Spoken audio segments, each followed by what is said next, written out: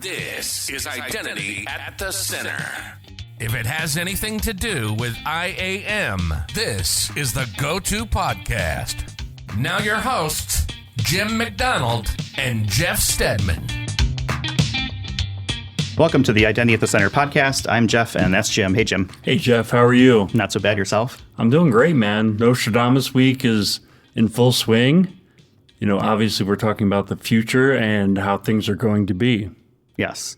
And we were also talking about mic technique, and I see you awkwardly leaning forward, trying to get into the right position. Yeah, I mean, I haven't gotten it down right. What are we at? Episode 218? This will be 217, I believe. All right. Yeah. Only 4 years of doing Maybe this. Maybe by 300 or 400. Yeah. Do you want to lift the mic up?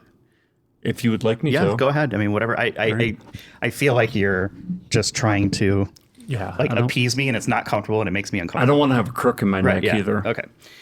Are we good? We're good. Okay. We're good. So we're going to talk about the future. Yeah, the future. And no better person than maybe one of the finest prognosticators in all of identity. His name is Andre Durand. We're very lucky to have him. He's the founder and CEO at Ping Identity. Welcome to Identity at the Center, Andre. Great to be here, Jeff. Yeah, thanks so much for taking the time. I know this is a very busy week for you here at Identiverse. You've got lots of handlers and things guarding your time, so we appreciate it. You gave a keynote yesterday. We're certainly going to get into that, but we have tradition on the show that the first time anyone comes on is we like to understand their origin story from an identity and access management perspective, and obviously yours goes way back. So I'm curious, for those who aren't familiar with the Andre Durand identity story, how did you get into this space? Is identity something that you chose, or did it choose you? I'd say I chose identity, but security chose me. I think the first time I gave it a lot of serious thought was I had started a company called Jabber, instant messaging, with based upon an open source project by Jeremy Miller. And Microsoft shortly thereafter announced Microsoft Passport, and the notion that there would be a single company that could, in essence, gatekeep one's access to, the world, really, the World Wide Web, what we referred to it back then. And that choke point seemed exceptionally strategic, and it was obvious to me that what was at stake if they were successful in that, and that was pre-SAML and pre-Liberty Alliance, there's always an equal and opposite force at any moment in time. And I think the world recognized pretty quickly, as the internet was just taking off, what it would mean to have a choke point. And so that was at Jabber. That would have been, circa 2001 is my guess, 2001. And then in fall of 2001, I took a 3-month sabbatical. And longer story, but I went down and visited a friend who had a sailboat off of Venezuela, the ABC Islands, Aruba, Bonaire, Curacao. And so I went and spent some time down on the sailboat. And if you've ever been on sailboats, it's a very romantic thought. And like I said, the reason for that sail was this is my high school buddy who had that sailboat. And we had dreamed of sailing around the world our whole lives. This is 15 years later, and the dream is still partially alive, but now I'm married and running a company, and, things are a little bit different. So sailing is, you pull up the anchor and anything could go wrong, and oftentimes does, and then you anchor and you're bored, essentially. It's like a floating prison. So you have a lot of time to think when you're on a floating prison. And it was the first time I started blogging. And I wrote 2 or 3 blogs that were observations of trends in tech. And on the third day woke up and realized something was missing. Like they were good ideas, but somehow the notion of identity over the internet was absent. And without it, they couldn't be done. And one of them was actually Find My on Apple. It was verbatim that. It was, if every device is connected to the network, I should be able to shut it off, essentially. If it's mine and stolen, I should be able to shut it off. You can't do it if you can't bind the identity of the owner to the identity of the thing. So clearly identity was missing. So that was my aha moment that I said, seems to me everything needs to have an identity, or a lot of very important things can't occur. So that was the aha moment. So very cool story about being on a boat. But I'm wondering, now that you're, obviously you're CEO of Ping, seems to me like this would be an excellent use case to like really test the boundaries of remote work, satellite connections, making connections to your resources and things like that. I mean, that's a very cool story. Take me into your thought process of, okay, there's this idea, I'm going to turn it into this mega company. Like, how do you even get started? Like, what was the thing that you did to say, okay, because I think a lot of people have ideas and they don't act on them. Well, I have a theory too. My theory is that most entrepreneurs have a belief in some fact, some gap in the market, and then they have to make a big bet. Like, I'm going after solving that gap. If I'm wrong, I'm going to go bankrupt. But if I'm right, I'm going to take over the market. You're giving at least me or entrepreneurs, I think, too much credit. We have an intuition. Sometimes they're right, sometimes they're wrong. I think the big thing is that we're not risk adverse. We jump and then act. We jump and survive. I've come to appreciate the entrepreneurial formula is maximum survivable risk. Maximum survivable risk is equal to your skill, your work ethic, and grit. The more skill you have, the more work ethic you have, the more grit you have, the more risk you can essentially take on and survive. Even if you fail. Well, failure, there's small failures and big failures, right? So, no, you can have a lot of small failures and not have the big failure, right? On your way to success. So where were we? What was the original question again? I just did a tangent off a tangent. How do you connect the dots between idea and actually starting it? So this is also an interesting thing. For me, they say, be careful of your thoughts. They become your words become your actions, becomes your reputation, your destiny ultimately. And it's very, very true. So I start with a thought.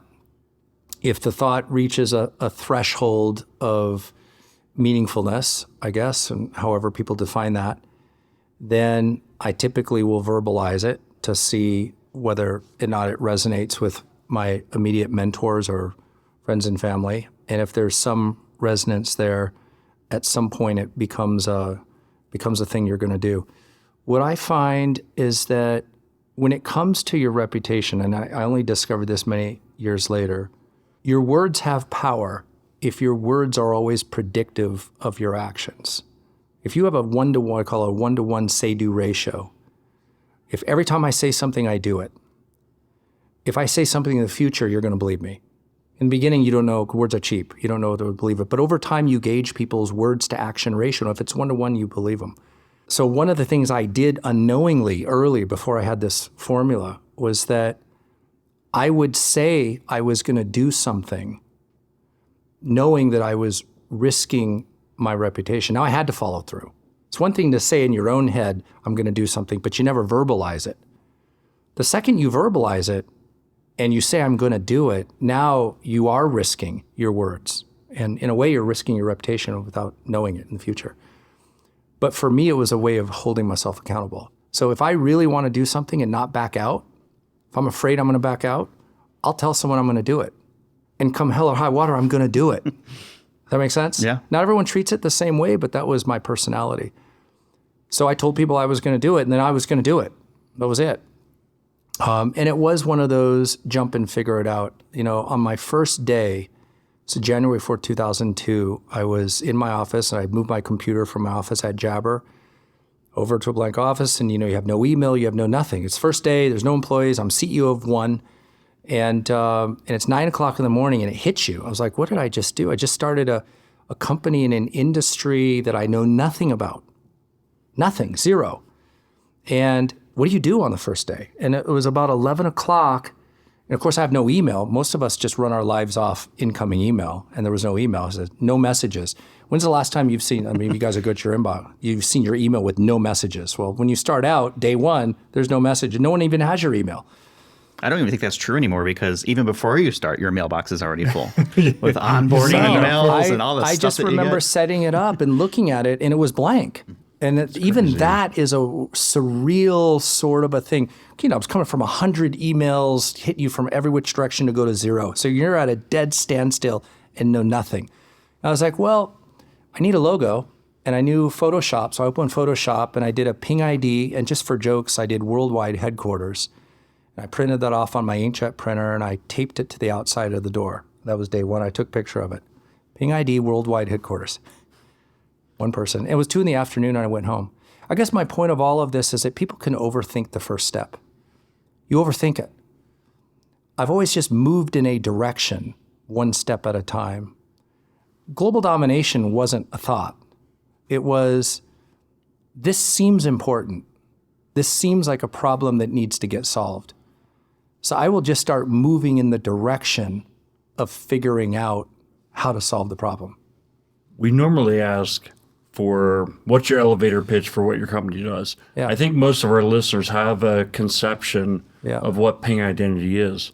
But what is it that they don't know?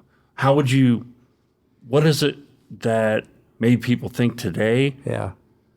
but really it's ping identity is something else? Yeah. Reputations are hard won and hard changed. That's what I've also learned as well. So we spent a decade standing for open standards for single sign-on, and we did it nearly exclusively. So for many years, we were well known as the single sign-on company, right? And a well-deserved reputation. Like I said, we did it exclusively for many years. Identity obviously is a lot bigger than single sign-on, and it's growing daily right now. I would say that where it has evolved to in our aspirational sense is that if you really step back and look at the role of identity, the role of identity is to provide security in digital interactions. But ideally, we'd never know it was there. I mean, the perfect identity is as invisible as we can make it. And so frictionless is not just a word, it really is a desired outcome. Security is a must, but seamless and frictionless is the desired state. We're always trying to balance those two at some point or another. I think now if you roll forward into what Ping desires to do, we've been known for security for a long time. We've been known for single sign-on. But if you think about seamless customer experience and interactions, like to me, that's the holy grail. I take the security for granted. It's not to be taken for granted. But the higher calling now is how we can delight customers in something that they've viewed as an impediment to their progress and probably the bane of their existence. So that's exactly, in my mind, back in the early 2000s, Ping was the single sign-on, open standards company. And it's just kind of segueing into the first question that we wanted to get into around legacy. So you're in this space where you've had incumbents like IBM, Oracle, CA, right? And most of them acquired their products from other companies, but whatever. A big part of their solution was taking all of the legacy IT and being able to provide single sign-on. Yeah. Now, when you say we're going to provide single sign-on via SAML, now in early 2000s, you're talking about a very small subset of the applications, and only very forward-thinking companies could do it, right? So, but at some point, that support of that legacy, first off, that need that companies had shrinks and shrinks. So the value proposition of buying a product that filled that legacy integration need starts to disappear. But I think legacy overall is something that's always there. There's always some form of legacy. And I'm wondering, so this is the question, is how will legacy IT continue to influence the identity space? Where will it hold us back? You talked a lot about a lot of topics in your keynote, user-centric, some of the things like that. How's legacy IT going to hold us back? Yeah. Well, technology changes rapidly these days. I mean, major cycles you count in 7 to 10 years. Major architectural changes every 7 to 10 years. And if you're a company that has been around for decades and grown through acquisition, entropy has gotten a hold of you. And it's not by design. It's not that anyone wants to allow, entropy to actually rule their world, but it's you're battling physics at some point. And ultimately, physics will win. We only temporarily organize things. All these large companies have a multi-generational IT reality. And every new tech cycle that someone has come in and said, this will solve all your prior problems, it only ever gets partially implemented. And budget cycles change, and economic conditions change, and leadership changes, and strategies change. And each one of those changes leaves a little bit of that sediment, that layer of legacy, something that never got to 100%. Got to 90%, the easy stuff got done, the hard stuff didn't get done, and the 10% becomes the legacy. And over many generations, the 10% add up. And you end up with lots of those. And they do become, ankle weights, if you will, to future progress, because you do things like identity, and it's no app or no identity left behind. You want the identity control plane to spike through all apps, not just 90% of them, especially when we're talking about security. So it certainly creates challenges.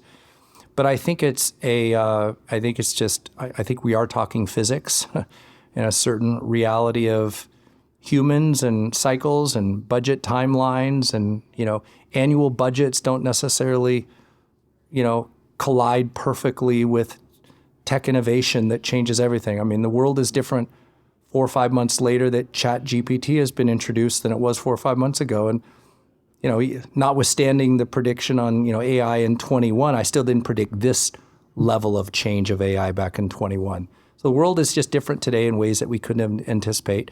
And as a result, it will create more legacy. We're just going to have to deal with it. And I think that's normal, right? I mean, that's just the way the world works. You talked about AI, and I want to ask you about AI, but you also talked about the expanding scope of identity in your keynote. Yeah. What do you mean by that? What is the expansion of scope? Yeah. Because clearly we believe it's at the center. Yeah. And now we're talking about rings and getting out there. That's the right way to think about it. Well, so if you thought about maybe the core of some of the identity controls, the authentication services, maybe the authorization services, the governance, privilege, kind of the big things that people do in identity, directory PAM, services. IGA, and AM. Yep, and AM. And, prior to those, shops just had Active Directory, and, identity management wasn't a term. You just managed users in a directory. Well, now you look at the importance of identity as the gatekeeper for security. It's being attacked.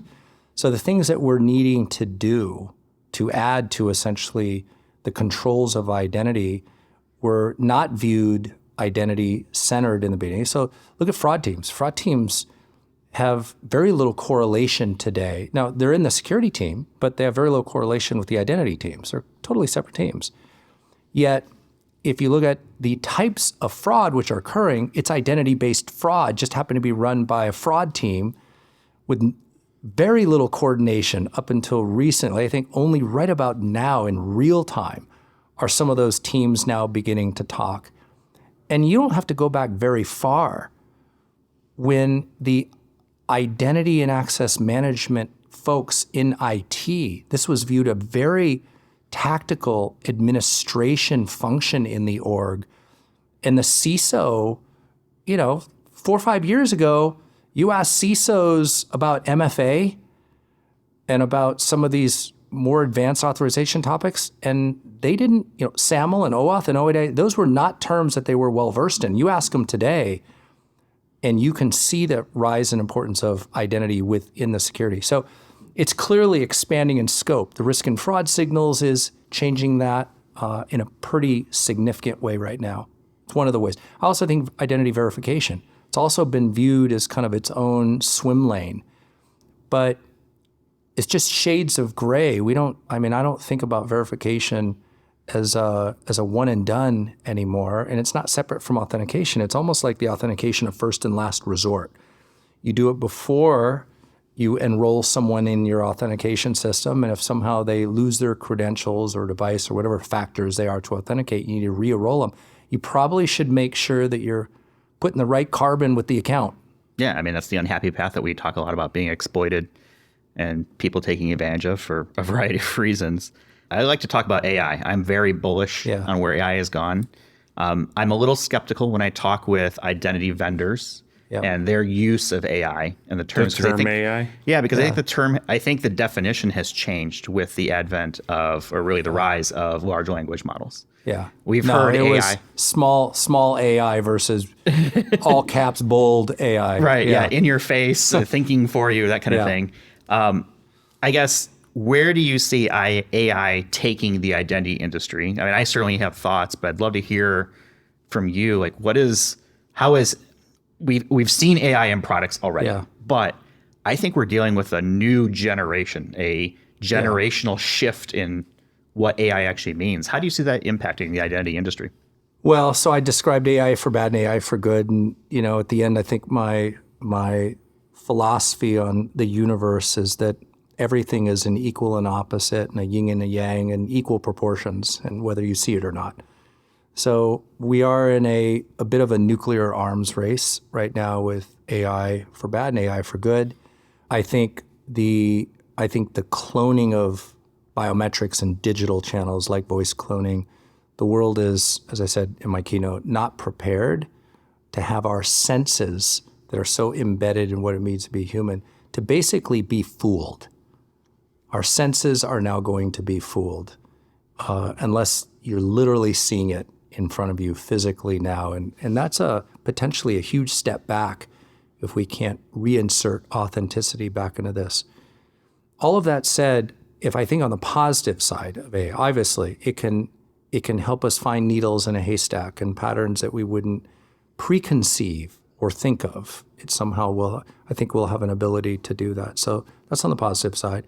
I also think it's possible, fed the right models, the right constructs, for you to describe an experience that you want users to go through and actually have it pretty much deliver it. I think about what we can do with orchestration engines now, and it's not a big stretch for me to think that a large language model overlaying on orchestration you could literally describe what you want and have 80% of it designed for you, including some of the policies that you would want depending on the risk scenarios you're looking for. So I think as a productivity tool, I think some of the things that we'll be able to marry to it are pretty phenomenal.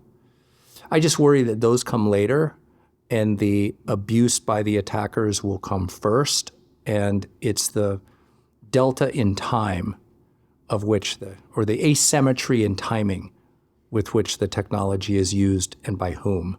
That race between positive and negative, right? The shorter we can make that distance and push it maybe in the favor of positive use versus negative use. Yeah, and the thing that we have, we're a bit handcuffed on the positive side because we thoroughly need to understand the implications to IP. And the adversaries are not concerned about that, whereas we do. So, and there's a lot of issues there to ferret out. I think all copyright as we know it is going to come under significant question and or flat out attack by these models if we want to leverage it truly. It's funny you bring up that scenario of describing an experience. Yeah. Because that's what I've been thinking about too as sort of the differentiator for products in this space is how hard is it to deploy, right? Yeah. From an administrative standpoint, how hard is it to use?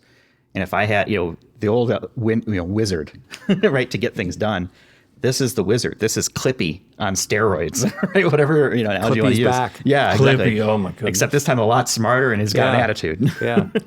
So one of the things I think about AI is that I see the expansion of identity.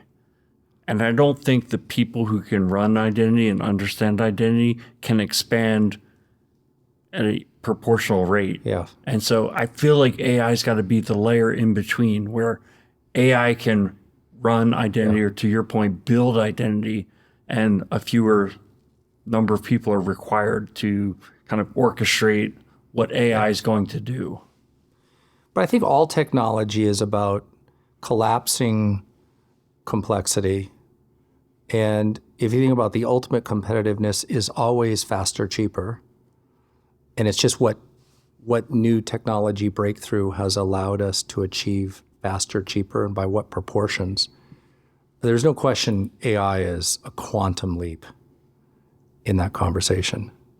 Yeah, and I also wonder with the AI how much of it, like, let me throw an example out there. So we have this technology in the cloud space called Kim, and it can tell you, here's what people have, Right. here's what they're using. So you can go ahead and unprovision access that people aren't using because if they needed it, they'd be using it.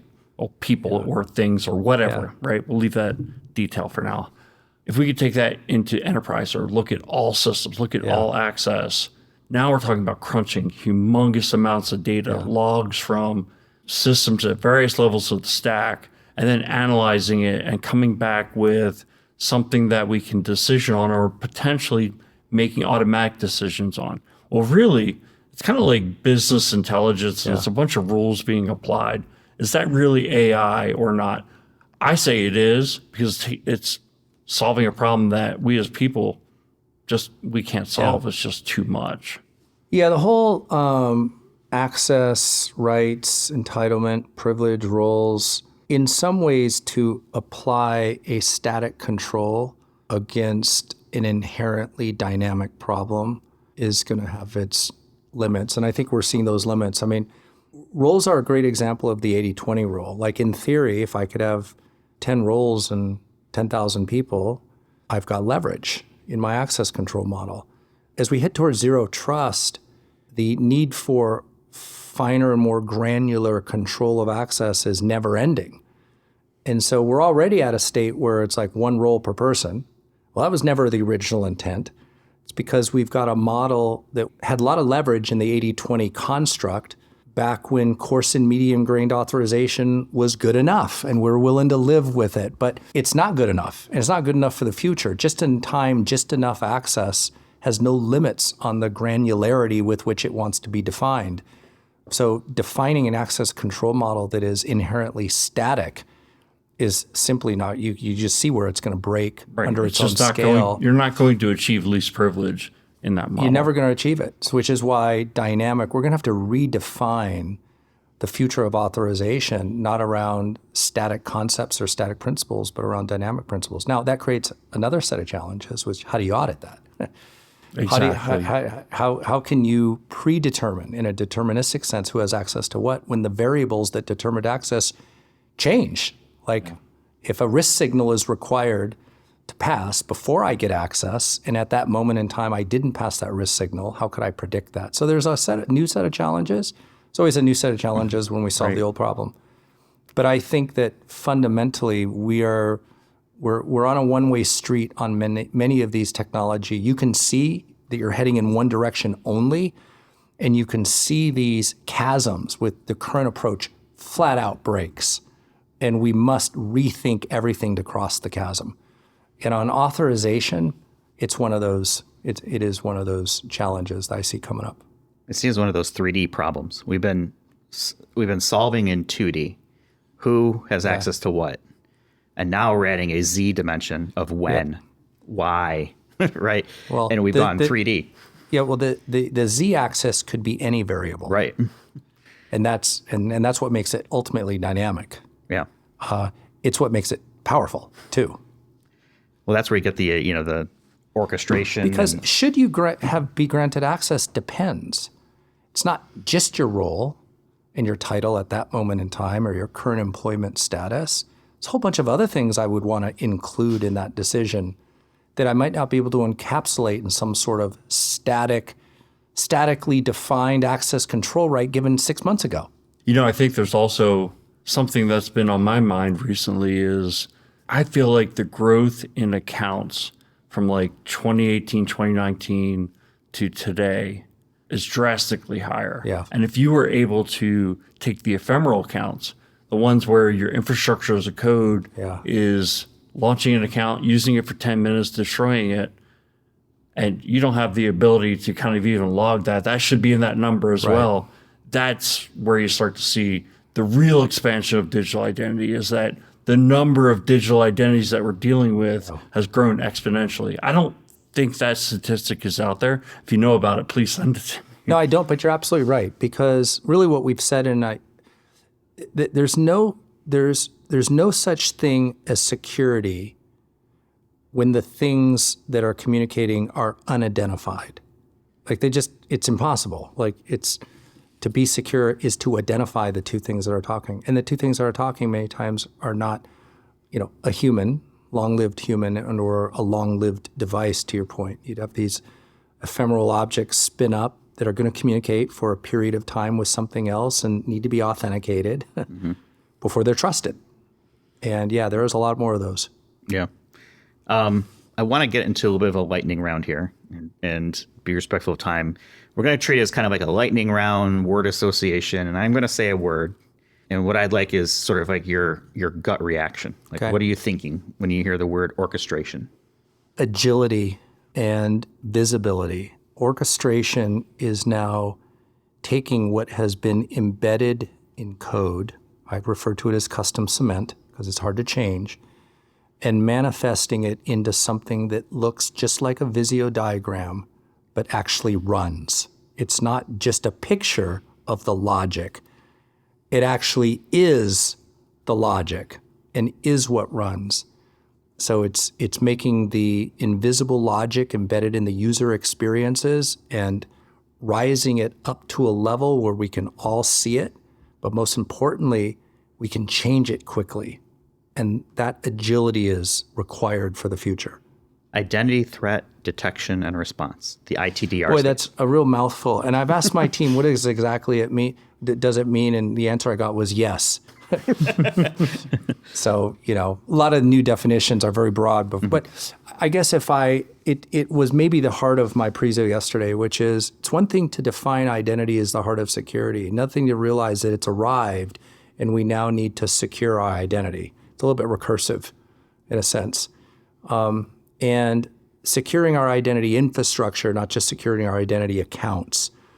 There is machinery that we will build and point at the infrastructure to ensure the integrity of the infrastructure that is ensuring the integrity of our security. So I think the response, the R, I think that's the real key. If you detect a threat based on an identity, can you actually do something about it? Yeah. And that's one of the things when you marry risk signals with the identity control plane, there's a lot of satisfaction in that because we can actually do something. So we've had a lot of risk and fraud signals. It's like a brain without a body, has a lot of big thoughts, can't do anything.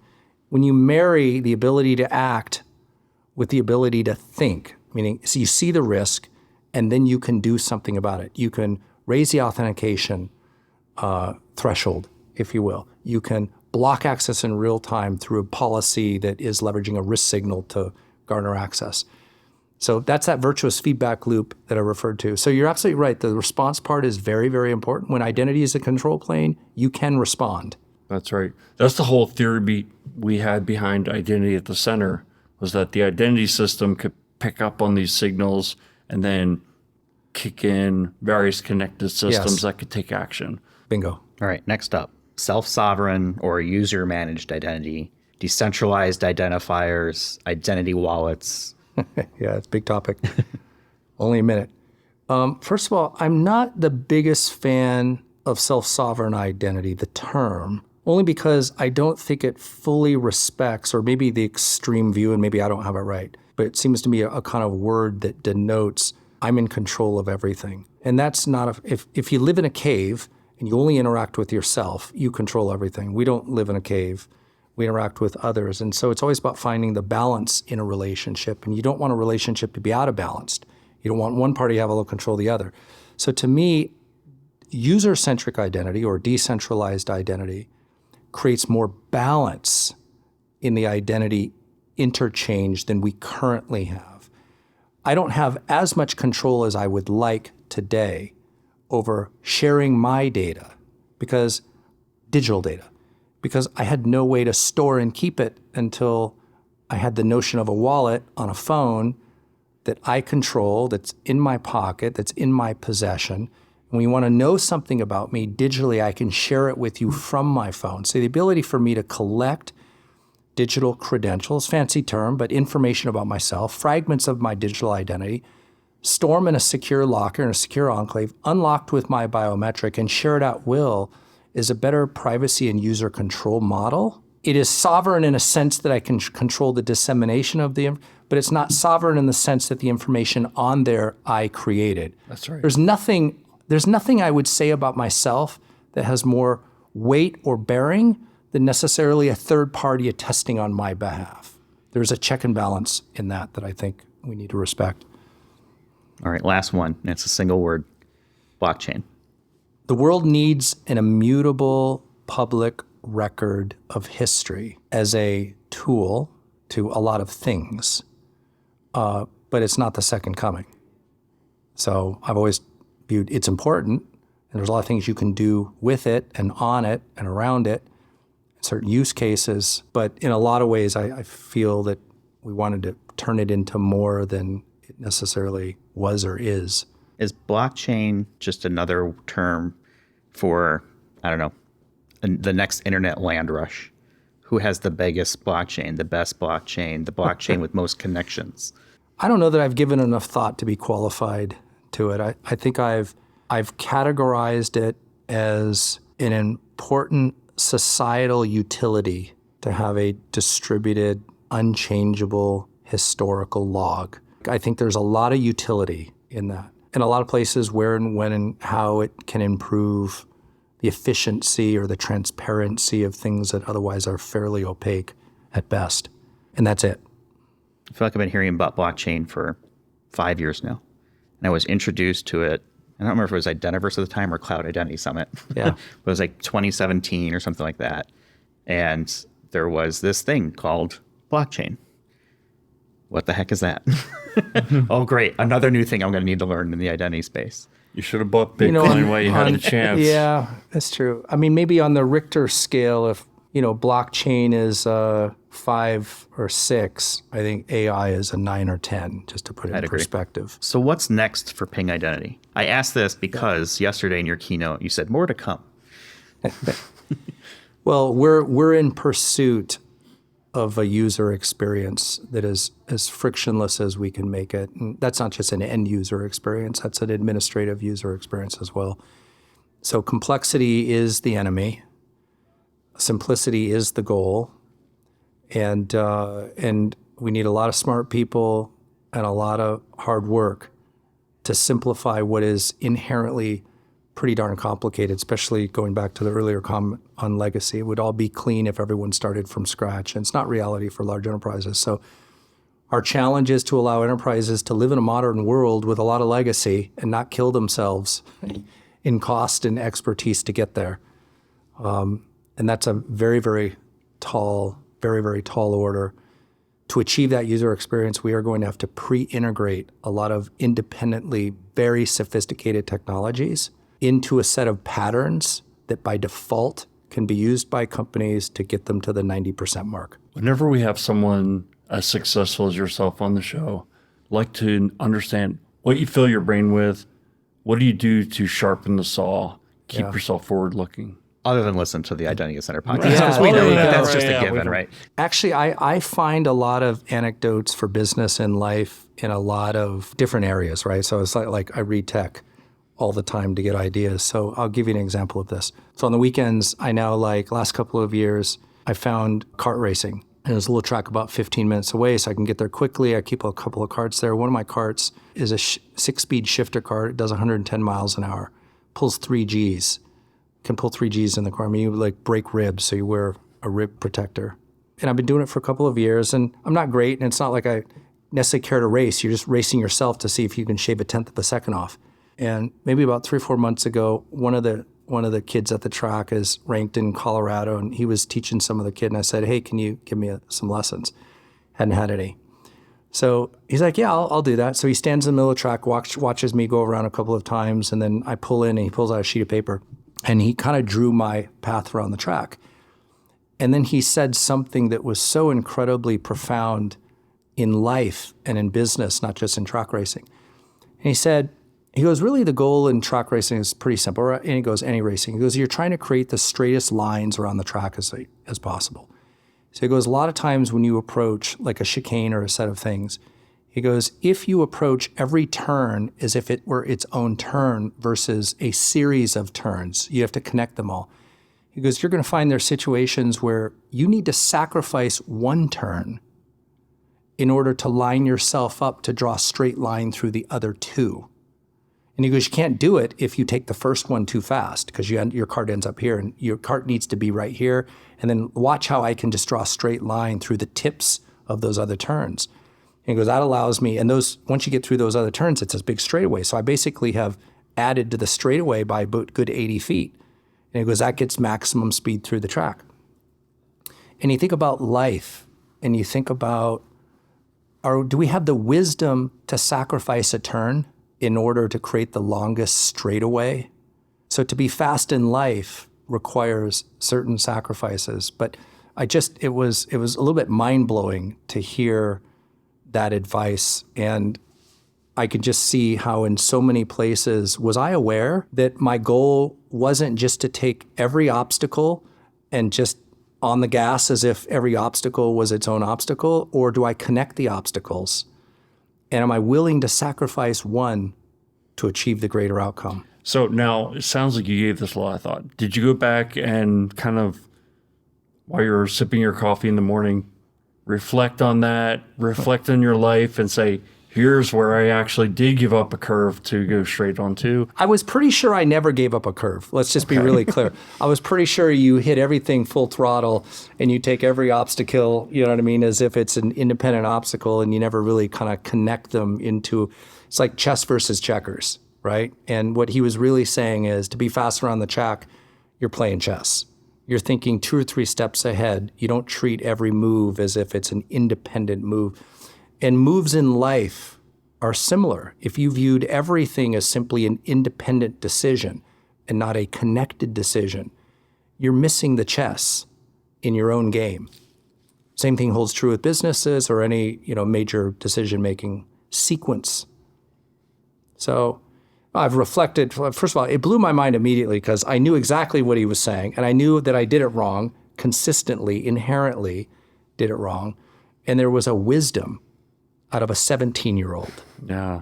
That was very profound. Very profound. So do you race against other people? Because I've done go-kart racing, not at those speeds, but I find it very stressful. People trying to cut you off and you start to see people's aggression come out. Yeah. I'm a little afraid to do that. One, because the competitive gene is a little bit Jekyll and Hyde, and I have it. And I've had it since a kid. I mean, I do think it's a little bit genetic. And I learned early that I lose friends over it. And at some point I had to decide, do I want friendship or do I want to win? And then when I made the decision, I value friends over winning, I purposely never put myself in situations where, Jekyll could come out. That's pretty profound too. I mean, have you seen the documentaries on Michael Jordan and Derek Jeter? It's those guys are so competitive. Yeah. They could not stand losing. If you were flipping quarters, they had to win. Yeah. Yeah. No. I empathize with them because I know what that feels like, and I associate it with a certain amount of personal ugliness. What is more important? Is winning more important, or is relationship more important? And how do you make people feel at the end of the day, good or bad about? And it's not I'm not afraid of winning either, and I'm not ashamed of it, but there's a difference. There's a difference between having to win or else scorched earth sort of thing, which when I was a kid and it was unabashed and it was about winning, that's what it was like. And, just winning while you're having a good time and, it's all in good jest and, maybe I've practiced a lot. What's the fastest you've gone? Did you get that up to 110? Got up to 97, the straightaway at one of our courses. There's about a mile course in the back straightaway. My friend has gotten it up to 103. So I do know that I could exit that corner entering that straightaway probably 4 miles faster. No, 97. The problem is it's 97. To hit 96, because you hit maximum speed right at it's how long you're willing to stay on the gas, and it comes into a U-turn. So it's a full hairpin turn at the end. So it is how confident are you you're on the gas to the last second, and then you need to brake in a straight line, so you just run out of space. So it's like you've got to slow down enough in order to Yeah, turn. because if you crash, I mean, you could kill yourself, right? I mean, I guess you could. I never feel that way on these courses. I mean, there's kind of dirt around the cement, and typically you're just off in the weeds and a bunch of dust and dirt in the cart. It's not like you're hitting a wall or doing anything like that. So And you said you're wearing protective gear and. I mean, things I've like got a jumpsuit on and a helmet, some gloves. Yeah. I mean, the bigger problem to your comment about racing, you get a lot of fast-moving objects around each other, then that's dangerous. If I'm just out on the course going for lap time and, I'm not around other carts, chances are I'm not going to get hurt. It's when other carts ram into you, you ram into them. Yeah, right. Or they catch your tire with their tire or something. That's happened. I have seen pictures of people flipping, and flipping in a cart's pretty darn dangerous. There's no roll cage and there's no seatbelt. Yeah, my girlfriend's family is into racing sprint cars, Yeah. and her nephew had an accident and rolled a sprint car 6 or 7 times. It's like, but he came out. Yeah, it's a it roll didn't catch cage. fire, Yeah. and he had, like the 4-point harness. Yeah. No, they're pretty safe, Yeah. actually. Yeah, Now- other than the money that is gone because you have to rebuild the cage and everything. Yeah, fun per dollar, which I track. I call it my happiness quotient. I'm very conscious of. I've actually done a spreadsheet on that. You take everything you spend money on, you put it into a spreadsheet, and you come up with your own algorithm on how much utility or joy you get from it, and you compare it to everything that you spend money on. Go from restaurants to food to houses to fancy cars, and you run a ratio. And what's interesting is not what the absolute number is, because everyone's scale is different. But if you're applying the same scale to yourself in the right way, what's interesting is the relationship in the multiple of happiness between different purchases. And when I think about, like, I've got friends that are racing GT3s, and I'm racing a $12,000 shifter cart. And I can pretty much guarantee that my fun per dollar is way higher. Yeah. This is the same amount of fun, but far fewer dollars. That's it. I mean, you got to divide in So order. he's got a framework for how to spend his money on This is entertainment. fascinating. I like it. Tell me about this scale. Like, so when you say happiness, Yeah. is So I came up with, so like I said, I was just curious. I did a spreadsheet. And so I call the formula the happiness quotient. And it's just, we all do it. Like if you went to a hotel and you spent too much money at a hotel for just spending the night, in the back of your head, you're thinking, that was a waste of money. Like, I could have spent a lot less, and Even the bed if it was just as, $50 or something. well, whatever. Right? Like, everyone is different, but we all do it in the back of our head, but we don't do it as consciously. We're not like running the math, so to speak, on where people spend where you spend your money and how much joy it gives you. Now, if you really want to run the formula, I figured out you actually have to add utility in there too, because take like your daily driver. You spend a lot of money on a car, might be a fancy car, might just be a utility car, but if you use it 365 days out of the year versus a sports car that sits in the garage that you might take out 4 weekends a year, somehow that has to factor into the utility has to factor into it. So I added that to the equation too. How many days is it used? And then you come up with low, medium, high, extra high. And you just pick a number associated with low. Does it give me joy? Low, medium, high, extra high. How much utility do I get? And you put the price of everything, you put in your evaluation, and you get a number at the end. Economics 101, utility maximizer. In a sense, this is maximizing the utility, and it makes you conscientious. Here's what I figured out. I figured out the things that you spend money on that are associated with your ego blow the equation. So say, for example, some people love cars, some people buy fancy cars because it feeds their ego. There's a difference between the two. When you spend money to fill the ego bucket, the joy per dollar, the happiness quotient, if you're really honest with yourself, and like I said, line it up with all the other things that you spend money on, how much joy it gives you. You could buy one of the once a week, one of those food delivery services that costs $20, and your family makes dinner together, and once a week you have dinner together. It costs $20, and you had dinner together as a family. The joy per dollar on that purchase is extremely high. I had an electric skateboard that when my dog was young, walking the dog wasn't a chore. I would skateboard with the dog, and I would look over, and I'm skating, so I'm having fun, and my dog is so happy running, because can't run with me, can run with a skateboard. So the two of us are having the best time together. Like that fun per dollar, the true joy of those moments are profound. Anyway, it's a cool little exercise. It's really cool.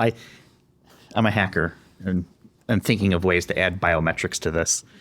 What does your heart rate say when you're experiencing it, right? Adding that biometric into it. It's like, okay, well, my pulse got to so-and-so, so therefore it's this much more exciting, right? Or whatever it may be.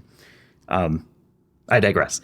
You've been very generous with your time, so I want to let you get on with the conference here, which has been amazing. Before we go, any words of wisdom that you want to share with the folks that are out there? This podcast is heard around the world. We've got thousands, millions of listeners, and they're everywhere. And they range from all walks of life, levels of knowledge in the identity industry, things like that.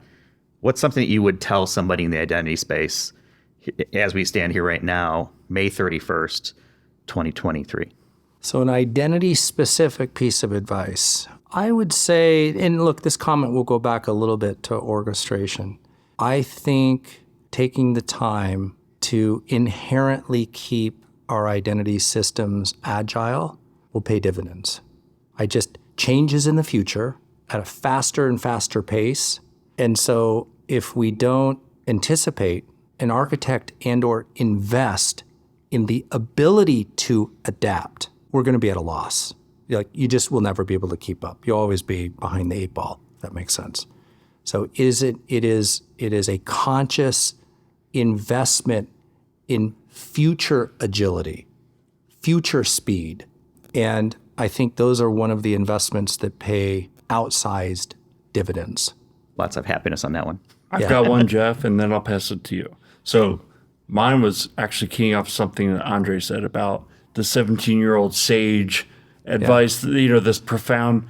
I've been here at Identiverse now for like 24 hours. And, during Andre's keynote, I learned so much. Andre's, at the top level in our industry.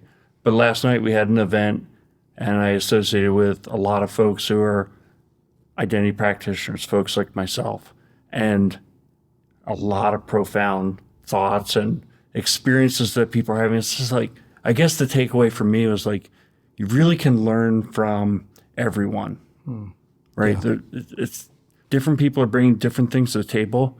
Put that cap on, put that lens on, and try, especially at a conference like this, it's like such an opportunity to interface with people who are doing important things at their organizations. Man, I'm already walking, we're only halfway through, and I'm already like walking out of here with my money's worth. Mm-hmm. I don't have anything profound to say, but the connection with people has been the biggest thing.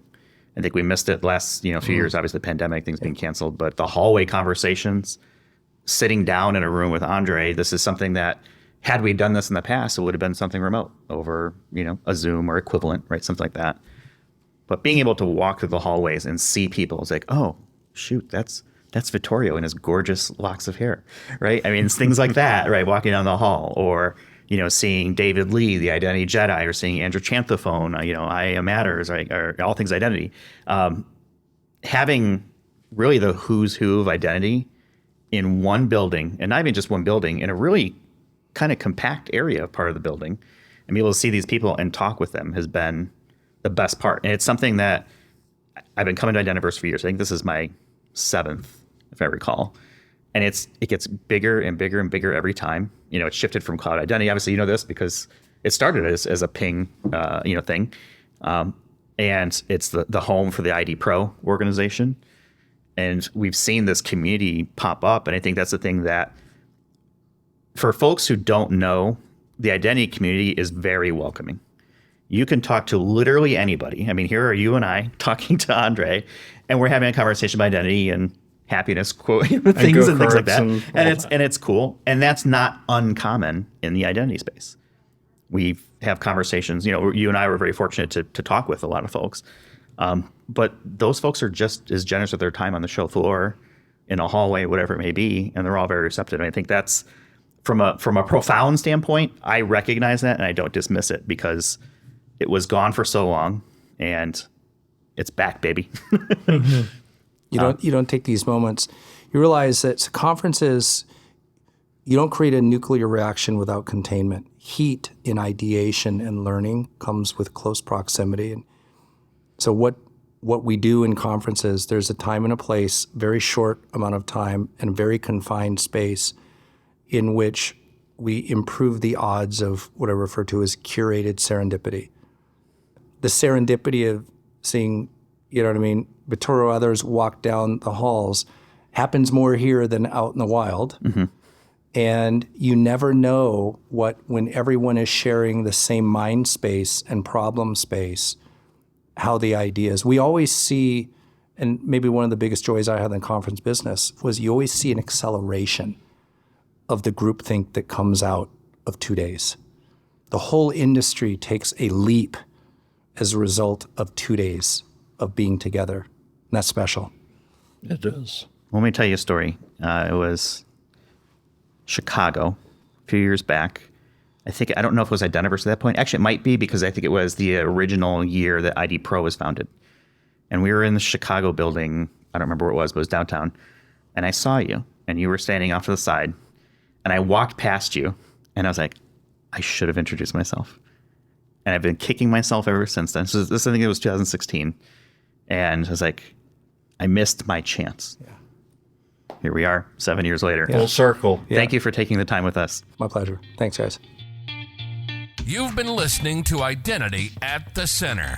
We hope you've enjoyed the show. Make sure to like, rate, and review. And we'll be back soon. But in the meantime, hit the website at identityatthecenter.com and find us on Twitter at IDAC Podcast. See you next time on Identity at the Center.